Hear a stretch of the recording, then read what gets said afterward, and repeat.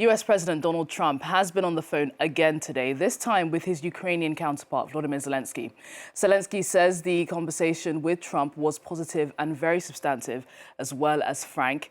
It's a more tepid assessment than that of Trump, who hailed the discussion as fantastic, adding that it significantly helped in efforts to end the war. It comes a day after the US leader's call with President Putin, in which he vowed to stop attacks on Ukrainian energy infrastructure, a promise that Zelensky says the Russian leader has already broken. Well, let's speak to Catherine Norris-Trent, who's in central Ukraine for us. Catherine, good to have you. Just lay out for us what was said during the call. Yeah, there's a lot to unpack, and this diplomacy is frankly moving very fast, and it seems veering from one direction to another.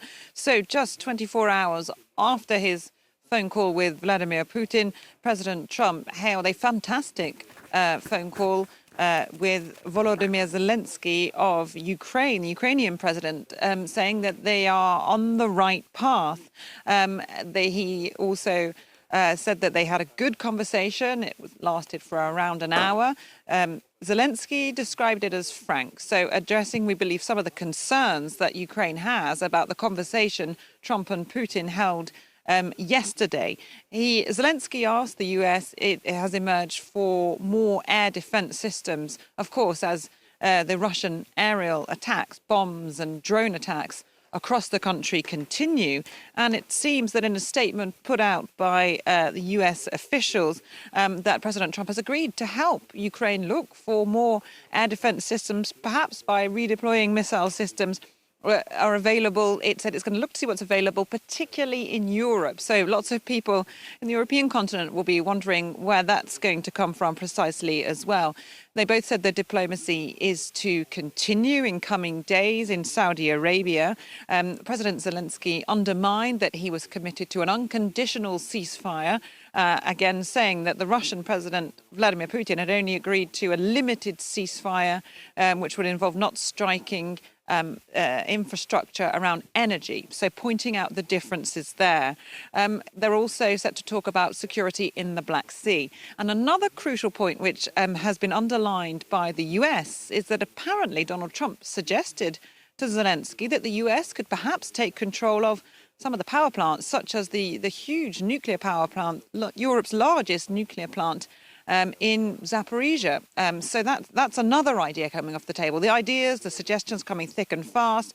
You know, the Americans are saying that they hope they can get the Russians and the Ukrainians on the same page, but meeting these competing demands, which still seem worlds apart, looks to be a very tough order.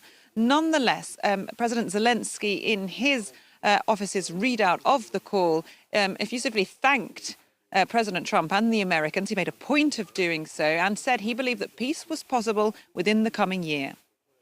Well, that's what was said, Catherine, but how have people where you are been reacting? People are a little bit bewildered where I am. So I've been traveling through southern and central Ukraine in the past day or two, and a lot of people not really up to date with exactly who said what to who, because they don't really hold a lot of hope in this diplomatic process by the Trump administration.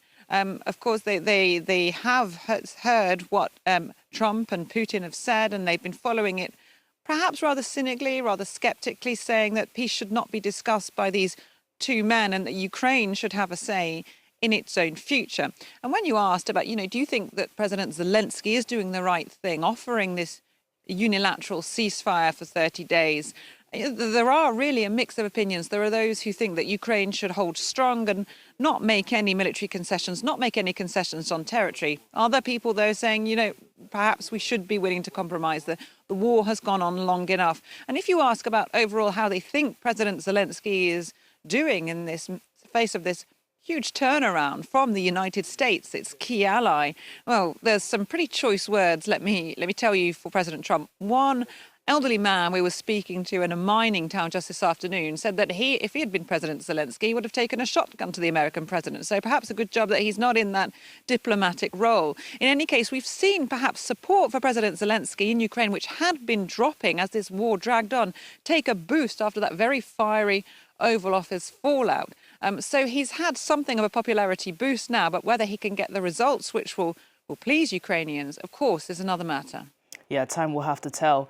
Catherine, thanks so much for that update. Good to have you. Thank you so much for joining me. On France